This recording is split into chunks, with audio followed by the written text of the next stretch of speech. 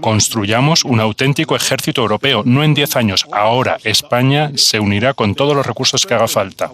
Fortalezcamos nuestro sistema multilateral, reformemos y empoderemos aquellas instituciones que, a pesar de sus carencias, han logrado mantener la paz en Occidente durante décadas, e invirtamos en los valores de la solidaridad, la empatía y la cooperación que nos han traído hasta aquí.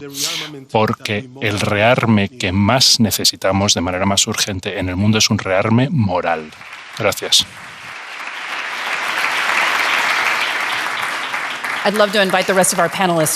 Invito al resto de los panelistas. Muchas gracias, Excelencia, por estos comentarios. Doy la bienvenida a los demás panelistas.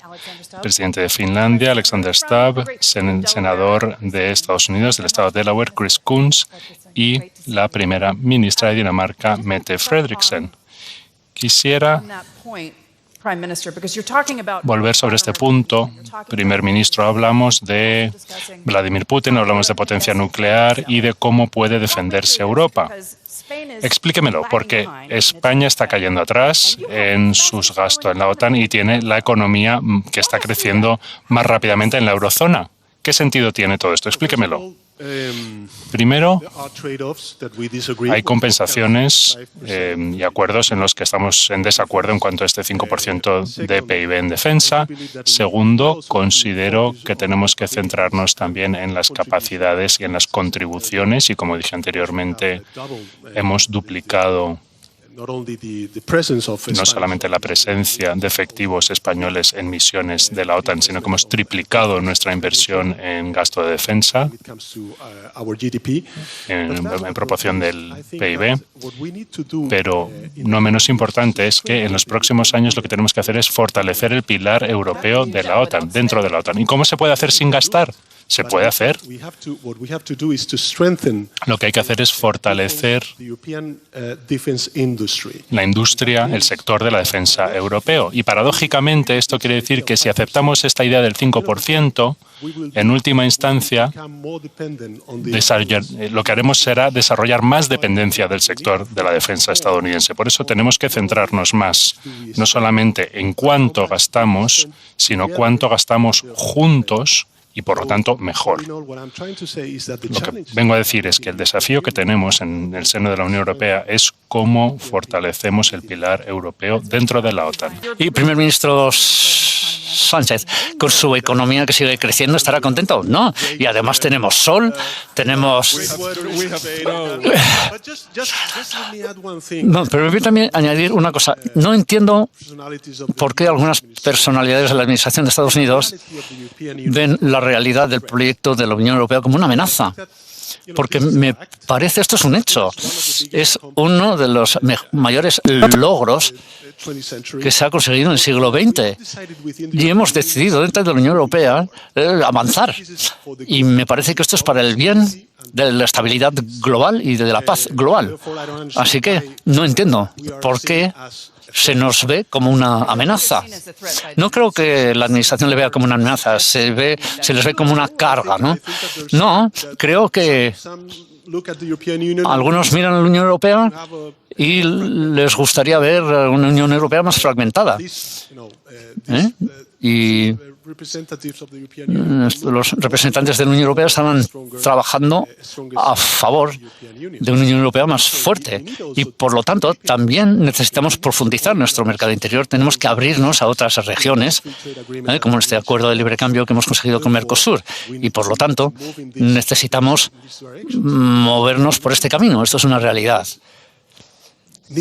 Y Estados Unidos tiene que aceptar este hecho, esta realidad, que en el futuro lo que tendrán en Europa es una Europa más integrada, una Unión Europea más integrada. Me parece suficiente. ¿Creo que puede convencer a su colega español? No creo que haya que convencer a Pedro de nada.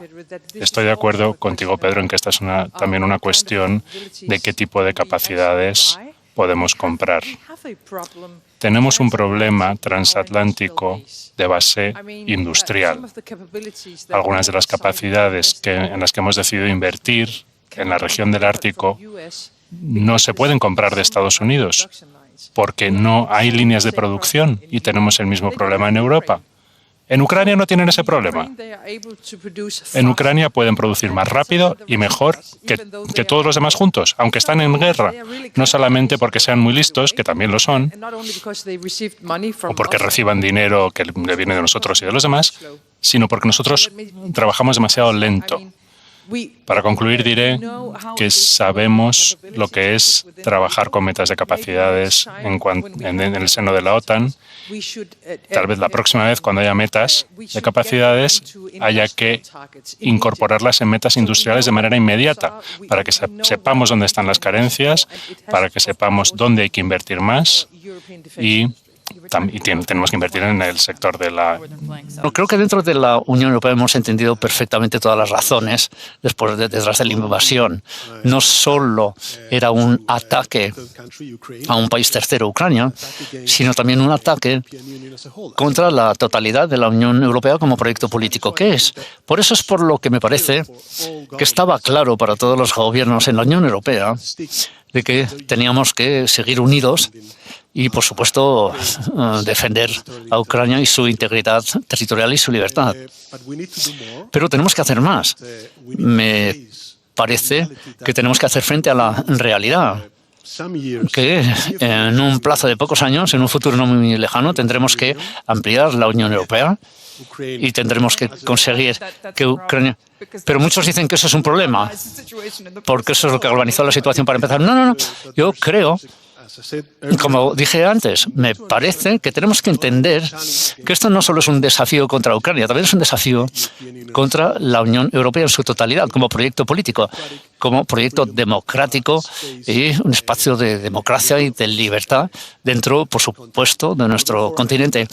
Por lo tanto, me parece que tenemos que enfrentarnos a esta realidad. También tenemos que realizar una serie de reformas estructurales internas para ser más eficientes. También tenemos que aumentar nuestra competitividad por lo que se refiere a la economía de la Unión Europea y, por lo tanto, tenemos que tener suficientes recursos para poder aumentar nuestras capacidades disuasorias. Y quería añadir una cosa más. En la política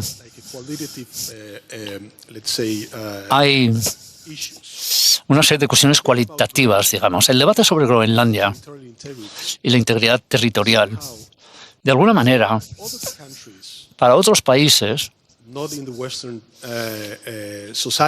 no en las sociedades occidentales,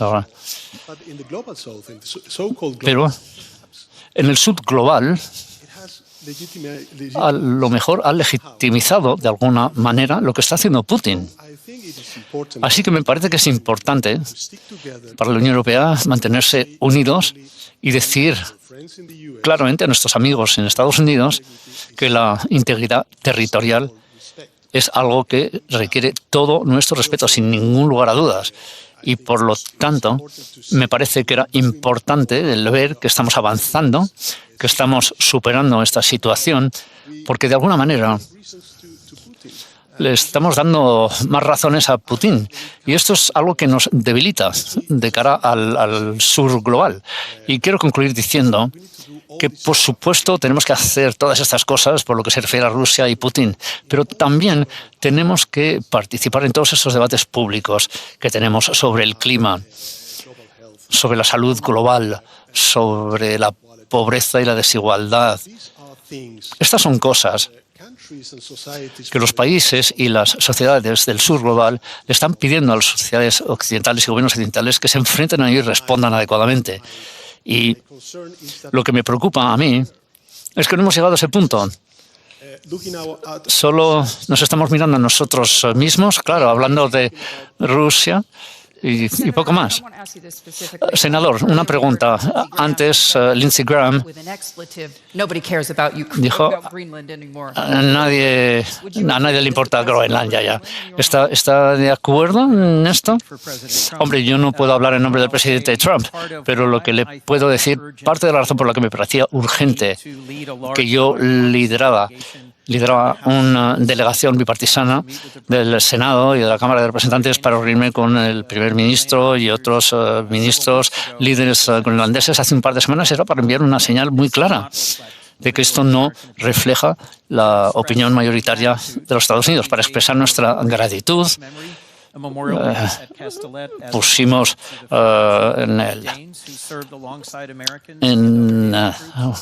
una orla por los soldados que se sacrificaron y murieron en Afganistán y en Irak. Yo no sé lo que piensa el presidente, pero si este momento genera mayor inversiones comunes de la OTAN para la seguridad del Ártico, si genera una inversión por las empresas norteamericanas para el desarrollo sostenible de los recursos de Groenlandia dentro del marco fijado por Groenlandia y Dinamarca, eso es algo positivo. Pero como dije inicialmente, las cosas que necesita la OTAN son recursos, los tenemos, coordinación de capacidades, los necesitamos, confianza. Lo que nosotros tenemos que ofrecer es una confianza restaurada, porque a fin de tantos socios europeos y canadienses nuestros, socios de la OTAN, para crear mejores sociedades y crear un mejor futuro para todos nosotros. Y les recordaré que si seguimos su liderazgo, a lo mejor además seremos más felices también. Excelentes, muchísimas gracias. Gracias a todos. Buenos días. He venido a Múnich a encontrarme con amigos, aliados, aliadas, a escuchar a los expertos y a demostrar el compromiso de España con el orden multilateral y la seguridad de los países de Europa del Este. España está lejos de Rusia, pero sabemos muy bien que Putin es una amenaza real, que el mundo se está volviendo más inestable y que los europeos debemos fortalecer nuestras capacidades de defensa para proteger, por supuesto, nuestras libertades, nuestra forma de vida, pero también para ofrecer garantías de seguridad a nuestros asociados internacionales. También somos conscientes, desde que he empezado mi mandato como primer ministro, España ha triplicado su gasto en defensa y ha duplicado el número de efectivos desplegados en misiones de la OTAN. Tenemos, por supuesto, que garantizar nuestra soberanía, nuestra integridad territorial y nuestra seguridad. Pero estoy firmemente convencido de que el rearme nuclear no es la senda a seguir. Y no soy el primero en pensarlo. Hace 70 años, nuestros padres y abuelos llegaron a la conclusión de que la disuasión nuclear era demasiado costosa y demasiado arriesgada, una forma demasiado arriesgada para evitar el conflicto entre naciones. Demasiado costosa porque exige inversiones públicas colosales y demasiado peligrosa porque en varias ocasiones los errores técnicos o humanos nos acercaron a desencadenar una guerra nuclear abierta entre el Occidente y la antigua Unión Soviética, una guerra que hubiese llevado a la humanidad al borde de la extinción. Tras varias décadas, nuestros predecesores se dieron cuenta de que los riesgos de la disuasión nuclear pesaban más que su contribución a la paz. Se dieron cuenta de que un sistema que exige cero errores y una corrección constante para evitar una destrucción total no es garantía, es una apuesta peligrosa. El presidente Ronald Reagan dijo, y cito, una guerra nuclear no se puede ganar y nunca se debe entablar. Y John F. Kennedy dijo, y cito, las armas de guerra deben abolirse antes de que nos abolan ellas a nosotros. Fin de la cita. Por lo tanto, no es una cuestión de izquierda o derecha, es una cuestión de hacer lo correcto. Esta realización colectiva llevó a un acuerdo internacional de avanzar hacia un proceso de desarme nuclear progresivo y verificable. Se firmaron una serie de tratados y se limitaron de manera dramática los arsenales nucleares. Pero a día de hoy parece que está cambiando la marea. Las potencias nucleares han olvidado las lecciones del pasado y están ampliando sus arsenales nucleares de nuevo. Juntos están gastando más de 11 millones de dólares a la hora en armas nucleares. Y los expertos calculan que Estados Unidos por sí solo invertirá 946.000 millones de dólares en armas nucleares en las próximas décadas, que sería suficiente para erradicar la pobreza global. A mi entender, esto es un error histórico que no podemos repetir, sobre todo no hoy, con la sombra que tiende la inteligencia artificial, una sombra de incertidumbre sobre el mundo entero. Por eso pido humildemente a todas estas potencias, por favor, pongan freno al desarme nuclear, siéntense a negociar y firmen un nuevo acuerdo START para garantizar la continuidad del que acaba de vencer. Como país no nuclearizado, que ha sido testigo de armas nucleares que han caído accidentalmente en nuestro territorio en 1966, se lo ruego, impidan el lanzamiento de una nueva carrera armamentística cuando aún sea posible. La humanidad se lo agradecerá por siempre y los juzgará si no lo hacen. Tenemos que frenar a Putin, tenemos que fortalecer nuestra capacidad disuasoria, pero hagámoslo de manera coordinada, de manera controlada. ¿Qué tiene en mente en cuanto a Groenlandia? ¿Ha pasado la crisis? No, lamentablemente no. El deseo del presidente de Estados Unidos sigue siendo el mismo y lo dice muy en serio. Como saben, yo estoy de acuerdo con él. Estamos en desacuerdo como el Reino de Dinamarca y Europa está en desacuerdo también porque hemos recibido mucho apoyo y mucha ayuda. Y sé que algunos amigos estadounidenses también están en desacuerdo con el presidente. Estoy de acuerdo en que hay que hacer más a nivel colectivo cuando se trata de seguridad en la región del Ártico. Y, por cierto, el Ártico es muy grande y si consideran los desafíos que existen ahora mismo, van en otro sentido. Pero veremos que empezarán a surgir desafíos en torno a Groenlandia. Este es el siglo del Ártico. Ayer mismo, estamos ahora en Múnich, pero hemos establecido este marco, el marco del siglo del Ártico, y hay muchos compromisos de los estados árticos de la OTAN y otros aliados para tener una presencia permanente en Groenlandia y en el entorno, y es un muy buen paso adelante. ¿Se le puede poner un precio a Groenlandia? Es lo que está tratando de hacer Trump. No. ¿Se le puede poner un precio a una parte de España o a una parte de Estados Unidos o cualquier otro lugar del mundo?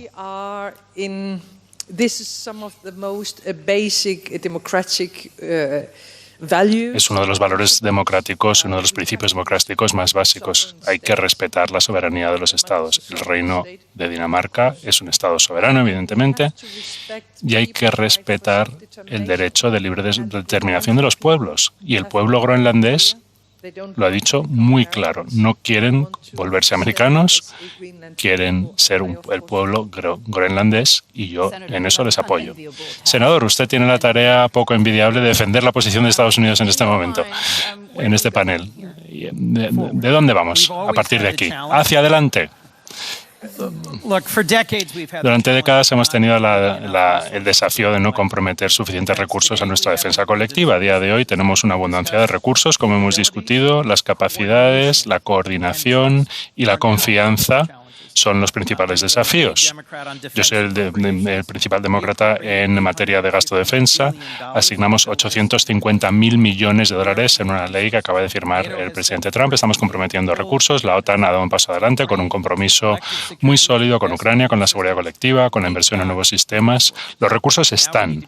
Ahora lo que hay que hacer es usarlos de manera inteligente, encontrar maneras conjuntas de abordar algunos de los ámbitos en los que algunos tenemos más fortalezas y otros menos. Para tener éxito en este siglo, inteligencia artificial, cuántica, espacio, telecomunicaciones van a ser críticas, pero también el extremo norte y determinar cómo gestionamos una senda que no esté anclada solamente en una cultura y en una historia compartida, sino en unos valores y unos principios también compartidos, porque eso es lo que nos vincula a Corea, a Japón, a Australia, a Singapur también. En todo el mundo somos atractivos como asociados comerciales y en materia de seguridad, no por etnicidad, ni por religión, ni por raíces civilizatorias históricas, sino por la cautela, la restricción del poder ejecutivo, la separación de poderes en nuestros gobiernos democráticos y el respeto de principios como la soberanía y la libre determinación. Me ha pedido que defienda la posición estadounidense. Le diré, solamente un 17% de estadounidenses quieren de alguna manera implicarse en amenazar Groenlandia. La inmensa mayoría de americanos piensa que es una apuesta muy estúpida. La OTAN es muy popular con el pueblo americano. Pudimos asignar unos fondos importantes a la OTAN, a la defensa colectiva, a Ucrania, Hay que hacer más y lo haremos porque sigue siendo una causa importante para el pueblo americano. Y les recuerdo, fue el senador Rubio de aquel momento quien introdujo una enmienda a nuestra ley de autorización presupuestaria anual que impide que ningún presidente se retire unilateralmente de la OTAN, y hemos añadido enmiendas este año que exigen ciertos niveles de tropas y ciertas consultas. El pueblo americano sabe que nuestra seguridad y nuestro futuro están en la OTAN y están en esta comunidad de principios compartidos. Cuando entrevisté a Vladimir Putin en 2021, me dijo, entre otras muchas cosas, que ya había desplegado misiles hipersónicos en un submarino en el Ártico. ¿Cómo de complicada es la situación de hoy y a cuánto peligro estamos expuestos con Rusia? Para empezar, hay que buscar el aspecto positivo de las situaciones más complejas. Si el resultado de lo que ha sucedido en Davos y en Groenlandia es una presencia más sólida de la OTAN en el Ártico, mayor seguridad en el Ártico, creo que nos habrá ido bastante bien. Pero como he dicho, Mete, el Ártico es inmenso. Son 8 países los que tienen titularidad del Ártico, 7 son miembros de la OTAN, incluida Canadá, Estados Unidos, con los nórdicos. El mayor conglomerado de seguridad que existe en el Ártico es Finlandia, Suecia y Noruega. Estamos muy centrados. En la semana próxima habrá una formación ártica, un ejercicio con 25.000 soldados de la OTAN y 5.000 de Estados Unidos en el norte de Noruega y de Finlandia. Y esto no se hace sencillamente como un escaparate, sino para explorar distintos escenarios. Y la importancia de que Noruega, Finlandia y Suecia estén allí, incluida Dinamarca también, es que el mayor centro de armas nucleares de Rusia están en la península de Kola y en Murmansk. Si me pregunta cuál es el nivel de peligro, Rusia no va a poner a prueba el artículo 5. Hay un motivo para la disuasión, un país por el que Finlandia tiene uno de los ejércitos más grandes de la OTAN en el flanco este. Turquía, Ucrania, Polonia y Finlandia. Ese es el flanco este. Yo no veo una amenaza de seguridad directa por parte de Rusia ahora mismo, pero estoy muy de acuerdo con Mete cuando dice que cuando termine la guerra de Ucrania, la amenaza no se va a reducir para el resto de Europa, para el Asia Central o el Cáucaso Sur, porque el ADN inherente de Rusia y de Putin es el imperialismo y la expansión. El primer ministro Sánchez está escuchando estos comentarios de los colegas de la OTAN. A su entender, ¿cómo defiende su posición en cuanto a Rusia a no gastar más? Estamos gastando más y estamos enviando tropas al flanco oriental de Europa y estamos comprometidos con la seguridad y la integridad territorial de la zona oriental de Europa y de Ucrania. Y en cuanto a Groenlandia, por supuesto, hemos expresado nuestro apoyo al Reino de Dinamarca. En última instancia, hay un debate sobre si nos ceñimos a las normas del orden internacional, si nos ceñimos a los principios de la Carta de las Naciones Unidas o no. Y yo creo que en materia de valores y de principios tenemos que defender esos valores y esos principios, y no olvidemos que, por supuesto, hay que pensar del flanco oriental, del flanco ártico, pero también una realidad a la que se ha referido usted, que es el flanco sur. Y para eso necesitamos también que trabar entendimientos con otros países que se adscriben a otras culturas y sociedades que tienen que entender del mundo occidental, que los tenemos en cuenta, que no aceptamos un doble rasero, que cuando hablamos de integridad territorial defendemos la integridad territorial en Ucrania, pero también en Gaza y en Cisjordania. Y la situación que está padeciendo el pueblo palestino en Cisjordania es totalmente inaceptable. Y creo que la influencia que puedan tener las sociedades y los gobiernos occidentales en el flanco sur es muy importante.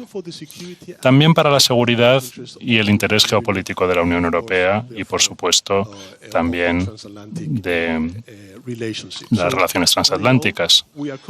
En última instancia, estamos comprometidos, tenemos plena solidaridad con el flanco oriental, pero no olvidemos que en el concepto estratégico de Madrid, cuando acogimos la cumbre de la OTAN, también nos pusimos de acuerdo en torno a esta idea de seguridad de 360 grados. Y creo que hay mucho desacuerdo al respecto. Y no demasiada unión cuando se trata de prever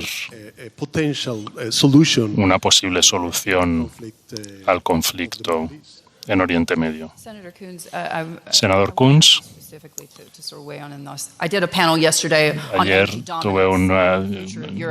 coordiné un panel sobre dominancia energética. El 60% del gas licuado viene de Estados Unidos. El canciller Merz está hablando de aumentar el suministro. La última vez que estuve en Rusia, que no hace tanto, el viceprimer ministro, que también es jefe del expediente de la cartera de energía, diciendo que los americanos están estafando a Europa con el gas natural y Europa está buscando otros socios. Yo creo que Europa tendría que estar buscando opciones de energía donde pueda, pero no de Rusia. Lo que sigue financiando y alimentando la guerra asesina de Rusia, de Putin, es que hay países que siguen comprando petróleo y gas y el principal comprador es China. China, a través de materiales de doble uso y a través de la financiación, es el principal vector de lo que está sosteniendo la guerra de agresión de Rusia contra Ucrania. Pienso que Estados Unidos pudo ofrecer suministros de gas licuado desde el principio de la guerra y creo que ha sido fundamental para que Europa pudiera tener alternativas de suministro energético, pero en última instancia creo que nuestro futuro común está en desarrollar la siguiente generación de energía nuclear civil, encontrar vías de seguridad energética que no alimenten la agresión. No hay camino de vuelta a la energía. Yo no voy a comprar energía rusa en el futuro.